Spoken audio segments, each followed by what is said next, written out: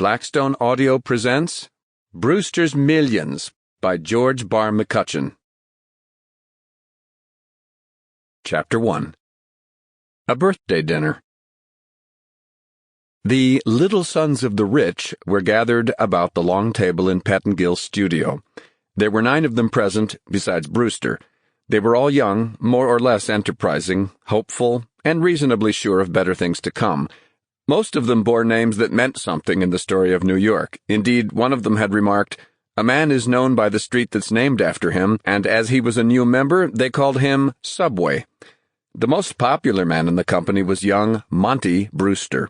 He was tall and straight and smooth-shaven. People called him clean-looking. Older women were interested in him because his father and mother had made a romantic runaway match, which was the talk of the town in the 70s, and had never been forgiven.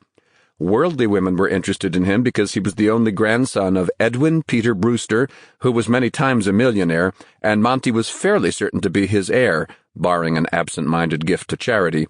Younger women were interested for a much more obvious and simple reason. They liked him. Men also took to Monty because he was a good sportsman, a man among men, because he had a decent respect for himself and no great aversion to work. His father and mother had both died while he was still a child, and as if to make up for his long relentlessness, the grandfather had taken the boy to his own house and had cared for him with what he called affection. After college and some months on the continent, however, Monty had preferred to be independent. Old Mr. Brewster had found him a place in the bank, but beyond this and occasional dinners, Monty asked for and received no favors. It was a question of work, and hard work, and small pay.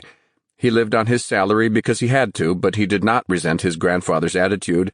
He was better satisfied to spend his weekly salary, as he called it, in his own way than to earn more by dining 7 nights a week with an old man who had forgotten he was ever young. It was less wearing, he said.